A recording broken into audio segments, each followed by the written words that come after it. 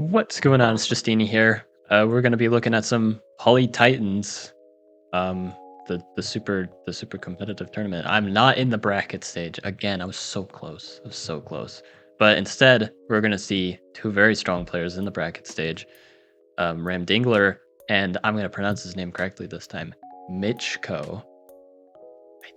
I think I'm pronouncing it correctly. I've been saying Mitsuku the entire time, and no, that's not correct. I'm pretty sure it's Michko.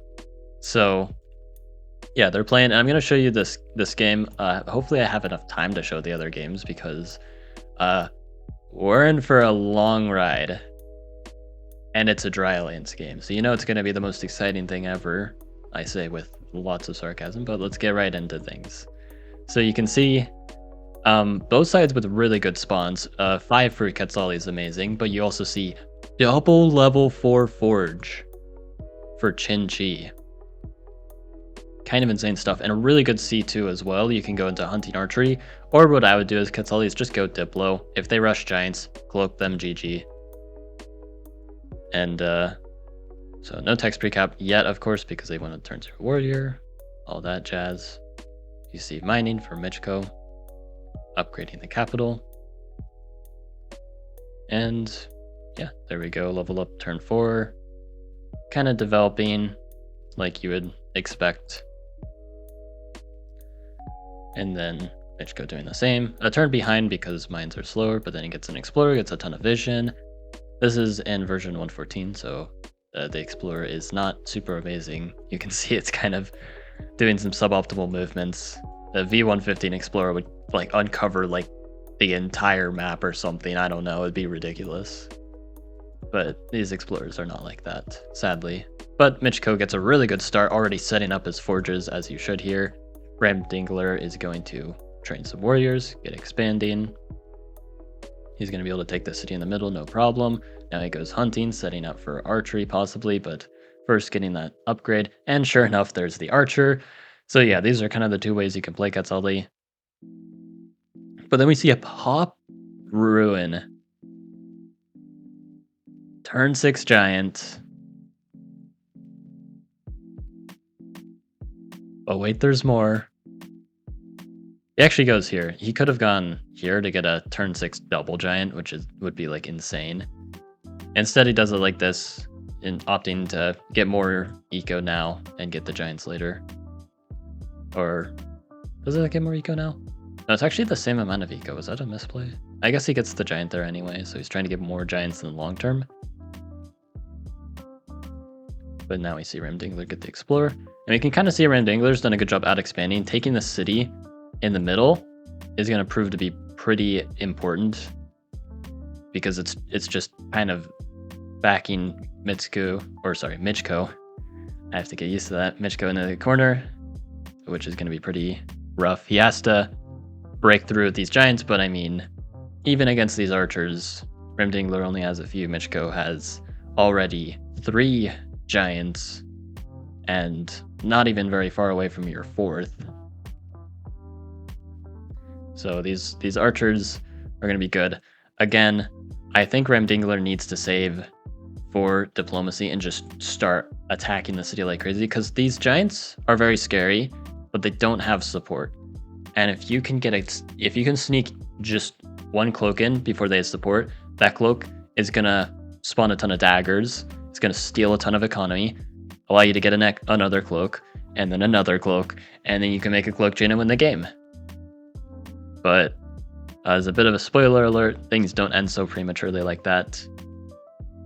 Instead, we see another giant with Org, and this is super, super scary. Ram Dingler does have a bunch of archers, but he has to deal with the warrior before he can deal with the giant.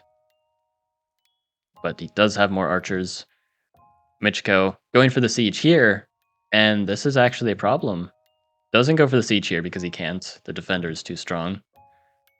But then double giant here now with the roads, also setting up for trade. And Ram Dingler's just going to be able to pick away at the giants. He now has plenty of archers. This 31 HP giant is going to siege. but I think you have enough archers combined with the warrior here to just barely unsiege. And you see a pop rune there. So Michiko was able to steal the central city, but it cost him so much time to get here, and that's why this is so important. Is Michiko would have loved to expand through here and into here and here, but Ramdingler's there first. And if he can establish a good foothold here, then Ramdingler's taking all of this, and he's going to have a city advantage for the rest of the game. Unless Michiko can find a way to break through later. And we see the defender hit back, and that's a giant down. 3 more to go. This one's already quite injured as well. Now we see climbing mining to get the giant there. Quite the gamble because he didn't know he had the mines there, but he was going for it anyway. Kind of a risky play, but it does pan out. Now we see Michiko trying to cut his losses. If he backs up with the giant, that's that. It's going to die either way. Might as well take an archer before it goes. And we see these connections, another giant. Michiko's economy is really, really good here, especially compared to Ramdingler. They're actually on equal city count right now, but Ramdingler's going to be able to, in the long term, get ahead in cities. These defenders are going to zone out Michiko. The archers are going to be good on defense, and you're already eyeing up the 6th city. Even looking at this city, perhaps.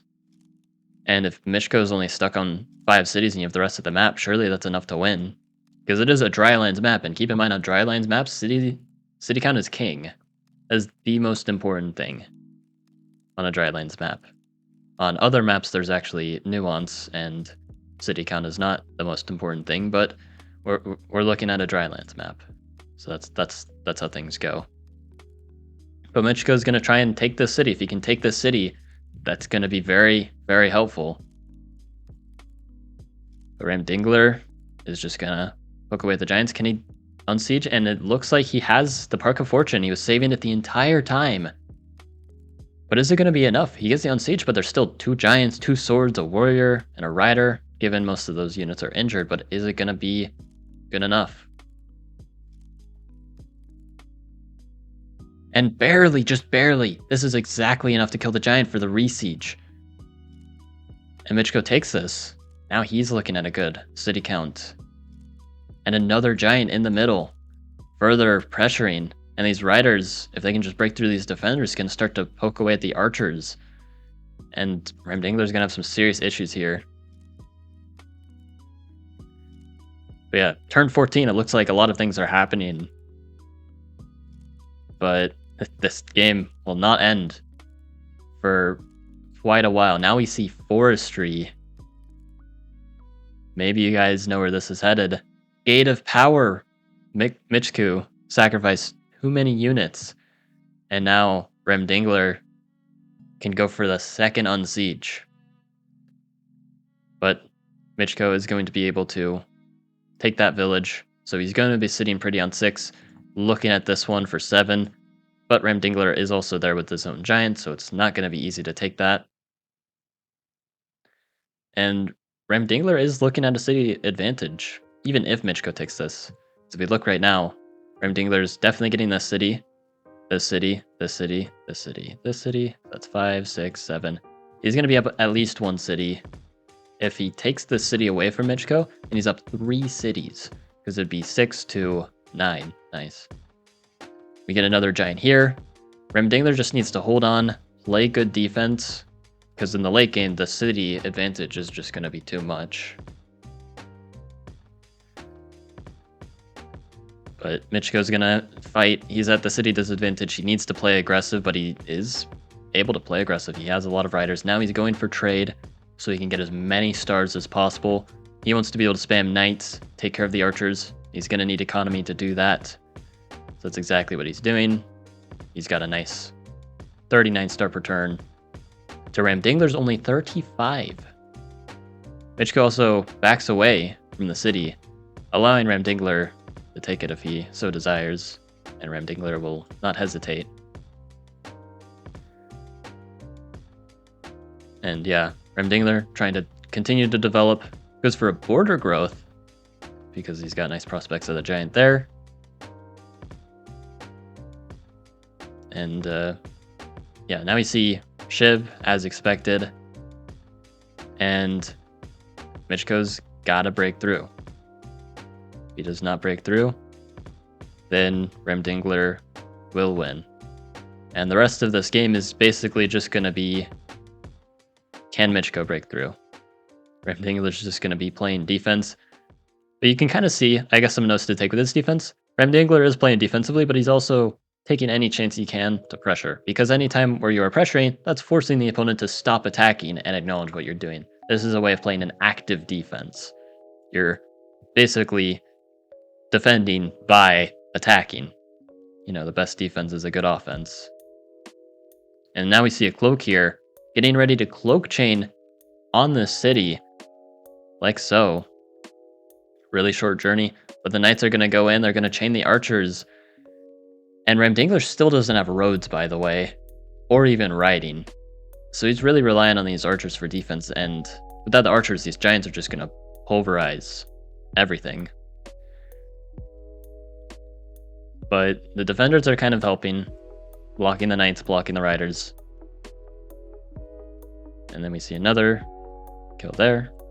The cloak's getting ready to chain, but you're pop capped here, so you can't make another cloak, which is very unfortunate.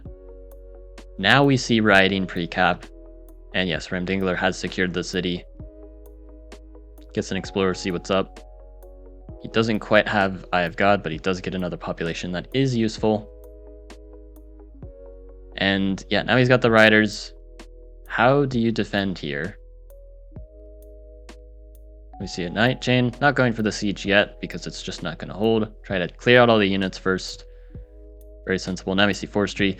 Michiko has a ton of economy, so he's going to basically just be able to get an extra tech plus a bunch of units every single turn. Remdingler doesn't quite have that luxury. He needs to spam units, and he needs to figure out something to pivot into soon.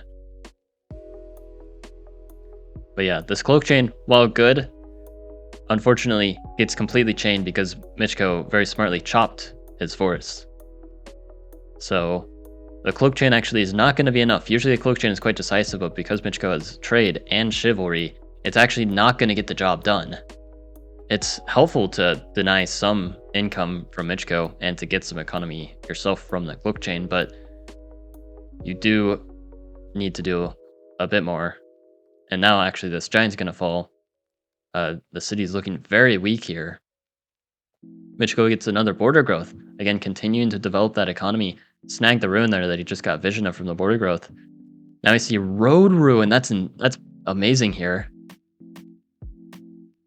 This road ruin is going to be very, very important. Again, still trying to go with that cloak chain because it's going to force the attention of a knight at least. It's better than nothing. And now we see free spirit and chivalry. Chopped a bunch of stuff. I think he maybe even disbanded some units. But yes, this is Remdingler's plan for defense. Fight fire with fire. Just go knights. Even though his eco isn't actually that good, he has the city advantage and all he needs to do is just hold on to it. And knights are going to be pretty effective. Even if they're a little bit inefficient, it's still going to get the job done. Here's another knight chain there. Michiko clearing things out. Another market.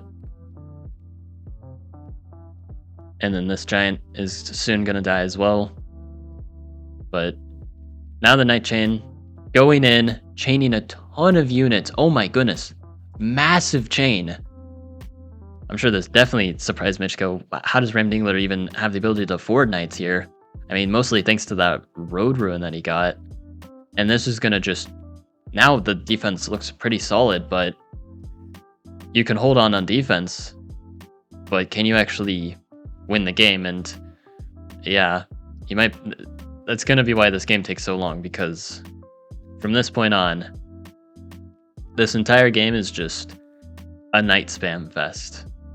Both sides just make a ton of knights, and then you'll see like some swords and some defenders in the front lines, but it's basically just knights. Because I mean, if you kind of think about like the like Polytopia like end game, you know, you've got like the rock paper scissors with swords, which get beaten by catapults, which get beaten by knights, which get beaten by swords. It doesn't actually work like that. It's more like spiritualism and giants is what counters knights. Swords actually don't counter knights. Neither do defenders. They just don't get countered by knights themselves, so that's why they tend to be used. But they don't actually counter knights. You're not going to stop someone from knight spamming by making swords. They're going to keep knight spamming because it's still going to be good. Cloaks don't counter knights either. Nothing actually counters knights. So if you can afford knights, you just make knights. And that's kind of what we're going to see. And also, because the only real counters to knights are spiritualism and giants, spiritualism is situational. Unfortunately, Michiko's not actually in a position to make a good spiritualism wall. There's some vulnerabilities in the north that could easily be exploited. Ramdingler obviously is definitely not in a position to do a spiritualism wall. And yeah, giants are a finite resource, so those will eventually run out, so it's just going to be pure knight spam to the end. And so I'll kind of skip along a little bit. Like, you'll really see it's going to be a lot of knight spam. You'll see like some defenders and riders from Ramdingler just because he can't afford to make that many knights, but for Michiko, it's going to be almost entirely knights and swords with the occasional rider sprinkled in, because there's really nothing else to do. It's kind of a bit sad that like there's not actually like a counter to knights, because it would definitely make these endgames a bit more interesting. Because right now, like, you can kind of think about the advantages and disadvantages that both sides have here. Ramdingler is the city advantage, but Michiko, with trade, has a very good economy advantage. But he can't really use that economy advantage because both sides are spamming knights anyway. And normally with an economy advantage in this sort of position, you'd use that to, like, counter your opponent's army by getting the right text, but nothing counters knights except for spiritualism, but it doesn't work here. So you're kind of unable to do anything unless you can hope that Ramdingler slips up and you get a breakthrough somewhere.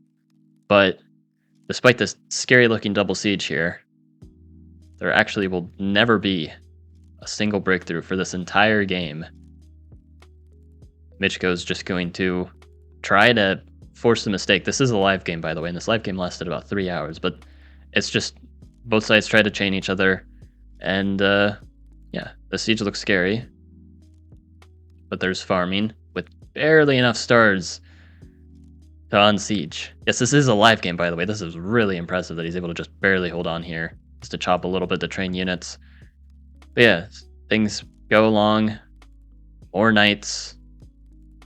More knights. It's all knights. I don't know. I think it would be pretty interesting if swords or defenders actually counter knights, you know? Because swords are just kind of an upgraded warrior.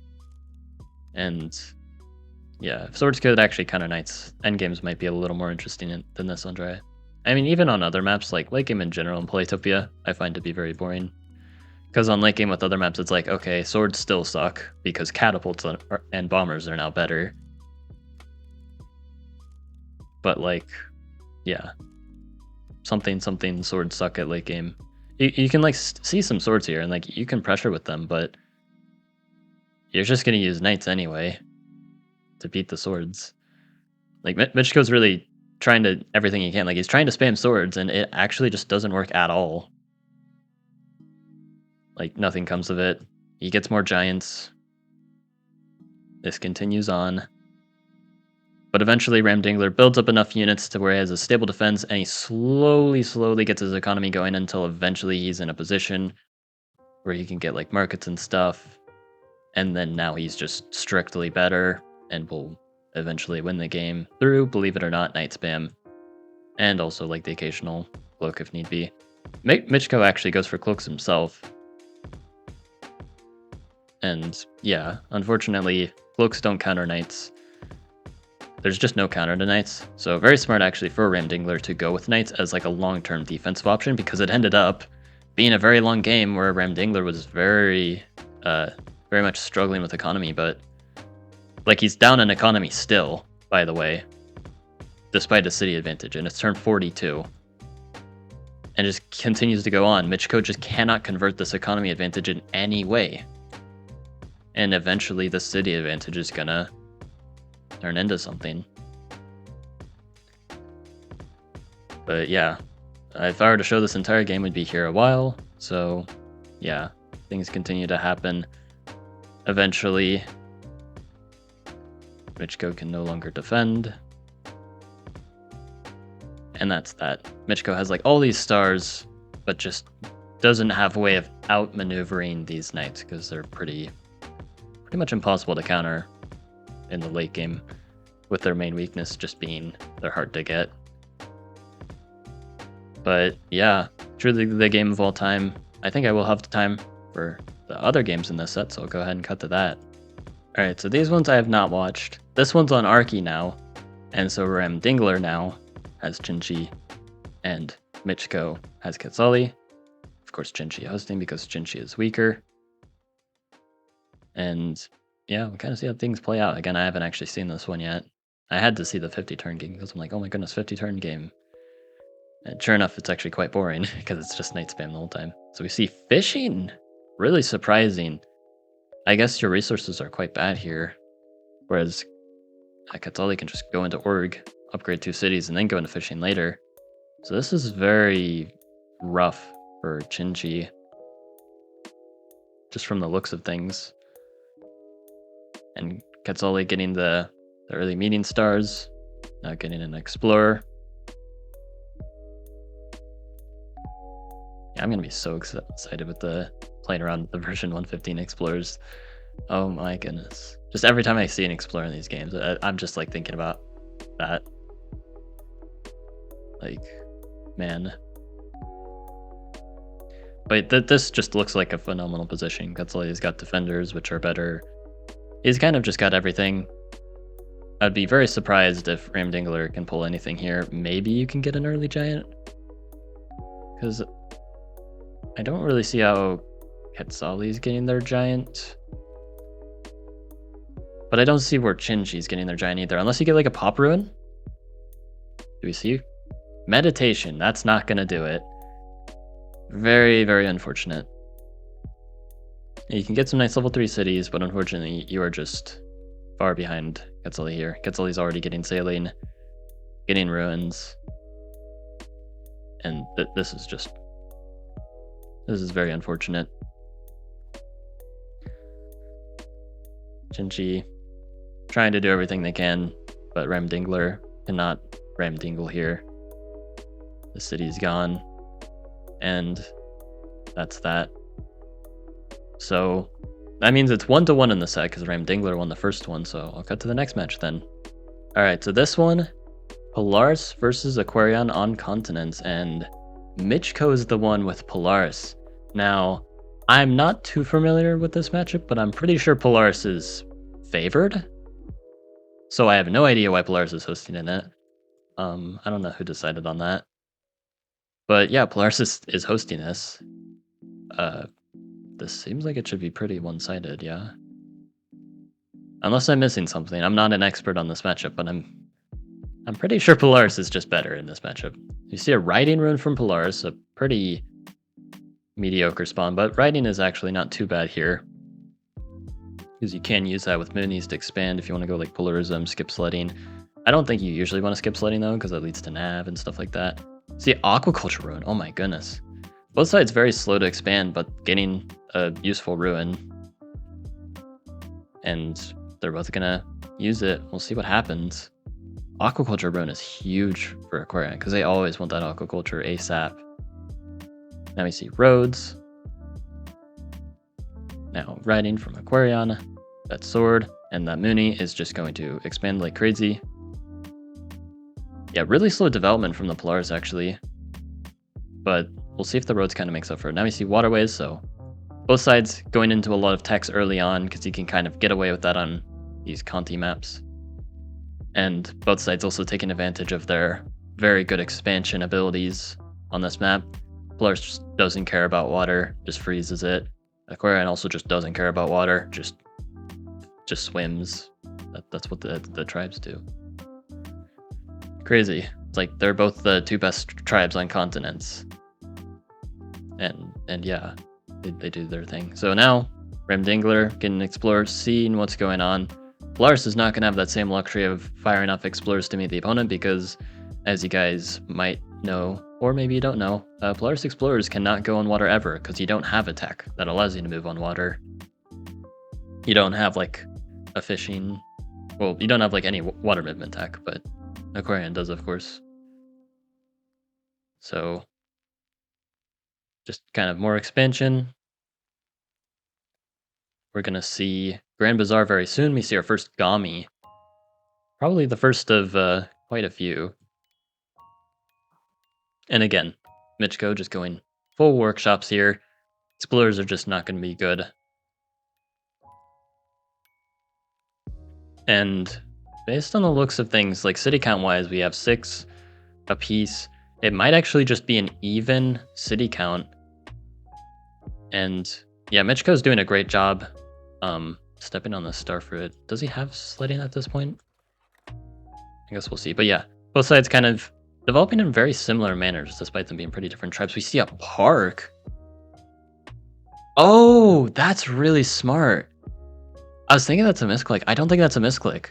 Here's why. Because in this matchup, one of the big advantages for Polaris is that Polaris super units are quite good, and Aquarian super units are literally useless. And I actually mean literally useless. They get frozen, and then you just bash them with riders or sleds over and over again. And then it dies. So parks giving you economy is much, much more relevant than that, because as Aquarian, you want to go into like archery. You want aquatism. You want to get your starfish with nav. You probably don't want jellies, actually. Those are also useless here. But you probably want Diplo. You probably actually want tridents. You probably want trade. There's a lot of things that you would want to spend your stars on. So you want more stars. A crab isn't going to really help you. Polaris already kind of doesn't have an easy time attacking into Aquarian, and crabs don't exactly help very much with defense. That's a very smart thing to do here, though. That's a really smart park. But yeah, it looks like city count. Okay, Aquarian might be able to get a city advantage. And yeah, we see navigation. Navigation is just so important for both tribes in this matchup. Now, Polaris actually going for trade. It looks like they did not go for sledding and polar warfare and stuff. So they actually don't know that there's a starfish there. Aquarian knows that there is one there, though. So we're going to see Ice Bank. And this Ice Bank is already producing 8 star per turn, and it is only going to make more. And that's like the equivalent of 2 cities. So even though Aquarian's about to get a city advantage, and they even have a park, that's like a little bit, but this Ice Bank is just going to be crazy. Actually, is Aquarian even going to be up in cities? Hold on. So we've got 8 versus 8. No, it's going to be dead even in cities, but Polaris has an Ice Bank, and Aquarian does not have trade yet. Polaris gets their Ice Bank set up way faster than Aquarian gets their markets. That's another huge advantage for Polaris. And then we might also see how the late game goes. The late game, believe it or not, is quite good for Polaris. So this may shock you, but yes, Polaris late game is actually quite good on continents.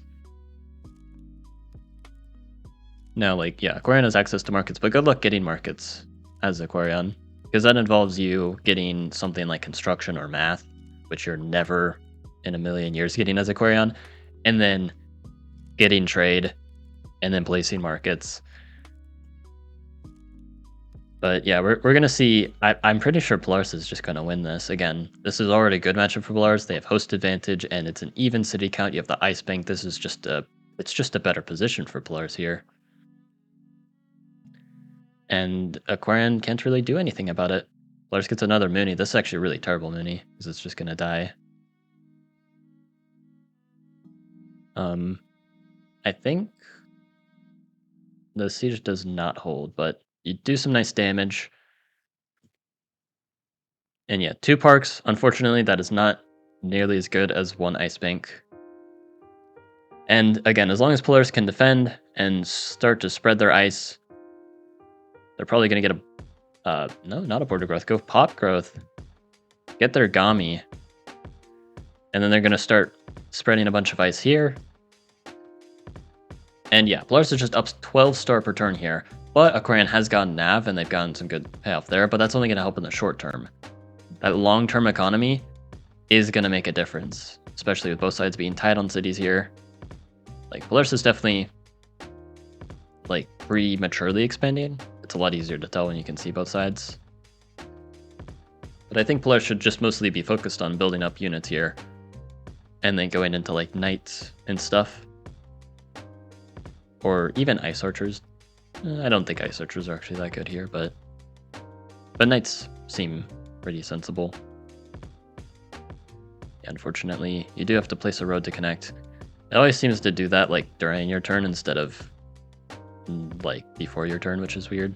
I'm surprised that still hasn't been fixed. At least I don't think it's been fixed. I didn't see anything about it in version 115. Now we see sledding. Sledding is going to be really nice. Oh, I wonder if ice fortresses are good in this matchup, because like obviously like before the Polaris got slightly reworked, ice forts are like just not good, not even in this matchup. I wonder if they are actually useful here. Like, I mean, Aquarian Spain a bunch of riders. Ice forts have 3 defense and 20 HP and escape, so you can't keep anything parked near the ice fort. But I guess we'll see what happens, you know? I guess we'll see how the pros play the Polaris matchup, because obviously Michiko is very, very good at this game. Now Polarism, I guess not a surprise. And we're gonna see just take out a bunch of units. This Gami might be able to survive, actually. And if it does, then you just took out a ton of units, just like that. And this is going to be a big thing for Polaris here. Is basically, Aquarian doesn't have super units. In this sense, they actually literally don't, because they avoided making any. And Polaris has super units, but unfortunately, when Gami goes down, you do get some nice trades, but I don't think it was actually too worth it. But things are going to stall quite a bit. Aquarian now going for Aquatism to get a nice defense boost. Seems like a good play here. Now another Mooney.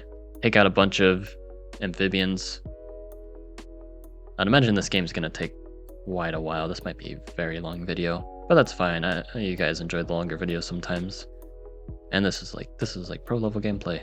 It's great, probably. If you guys are enjoying the video, you should subscribe. That's a great way of showing you enjoy the video. Also liking the video and commenting and all that stuff that you have to say as a YouTuber, because it does actually work. When I say subscribe, people actually do subscribe. Like, I don't say it for no reason. Like, I'm kind of going on a tangent, I know, but there's not too much going on. It looks like, oh, these sieges. No, there's nothing going on here. Nothing ever happens. It's just, yeah. Polaris is going to try and make ice, get their ice bank as healthy as it can be. Aquarian's going to try and ruin the ice bank, but Aquarian has to keep up unit spam, or else Polaris is going to build up too many units, and then they'll kind of avalanche, and then that's going to be that. And yeah, you can see Polaris has a lot of built up units. You pretty much can't attack into Polaris as Aquarian. Like, at this point in the game, you actually just can't win. Unless you do like something really crazy. Like, you'd have to get like a bunch of like tridents, which you can't afford here. Trying cloaks here is definitely an interesting idea, but unfortunately Polaris wants to get knights at some point, so cloaks actually aren't going to work either, and Polaris has just a fine economy, the whole ice bank and everything. But I guess we'll see what the cloaks do, because maybe it will actually work. Maybe Polaris doesn't have enough time to get the knights. It's worth trying. You just still get some economy, so it's pretty low risk actually to go for the cloaks like this. And they will surely connect. Like, they're gonna connect here. But yeah, Polaris, like, I think Michiko's now realizing, yeah, you just want to build up units here, stall for time, freeze this ice, upgrade this ice bank. Because if you can freeze these tiles in the back, that's going to be super helpful, because it's going to keep your ice bank nice and juicy, or crispy, I guess. That's the correct adjective. Yeah. Because if you can freeze enough ice, you can get 2 more star per turn, and every little star per turn is going to help. Just make this game a little bit easier to win, especially when you're about to get invaded by cloaks. Now we see construction, so it looks like, yes, Aquarian is actually going to go for that. Construction's going to give you some parks, so it's not completely useless, but yeah, I think the main point of construction is, in fact, go for trade, then spam cloaks and tridents and just pray that it works.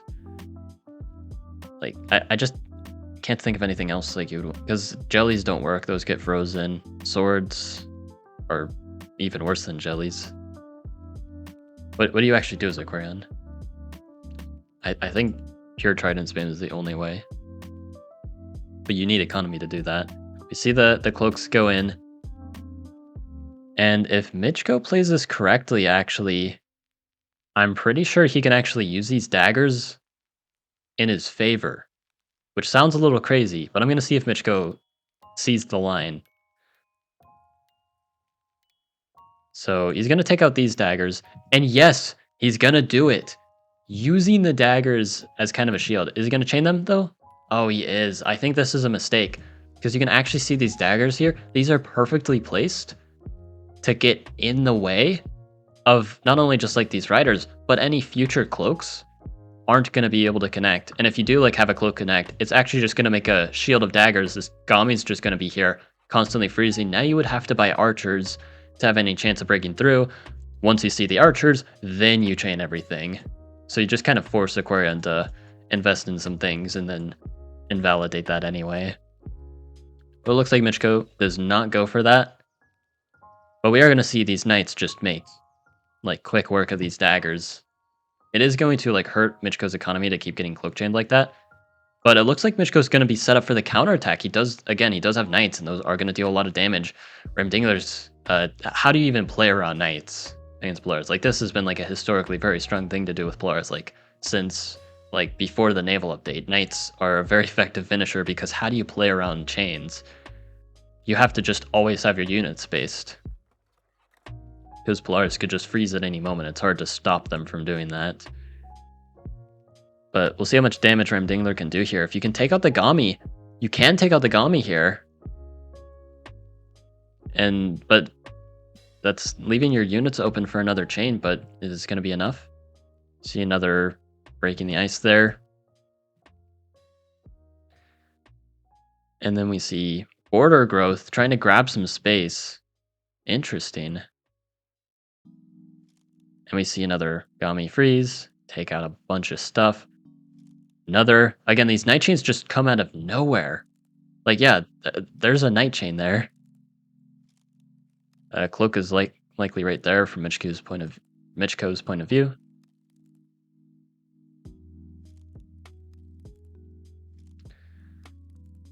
And yeah, just more knights. And at this point, this was exactly what I was talking about earlier, where Polaris is just eventually gonna snowball into victory, pun intended. And yeah, Aquarion's struggling to get enough units. Construction might have been a bit too greedy. Again, this is the thing. You're struggling to get construction and trade because it's really hard to basically get construction with the only benefit you just get eco. You spend a ton of stars, you get a slight eco boost. But you need it to get trade, which actually gives you the big eco boost. But you can't get trade because you need to get more units. Now we see mining just to further develop and make unit space because he's actually running out of unit space, but he also doesn't have enough units at the same time because the cities are too low level. So he does need his cities to be upgraded, but he also just doesn't have the time. And this is the issue. Like, Michiko got his eco set as soon as he got trade, and now it's only going to cascade even further as he gets more ice, and it's completely out of control at this point. And this is what I expected to happen like 10 turns ago because I'm so good at the game. I swear I actually like have not played this matchup from the Polaris point of view, but I mean, yeah, what are you supposed to do as a Aquarion? Like, you either have to break through early on, which just wasn't an option here, or somehow have enough time to set up trade, which isn't an option here.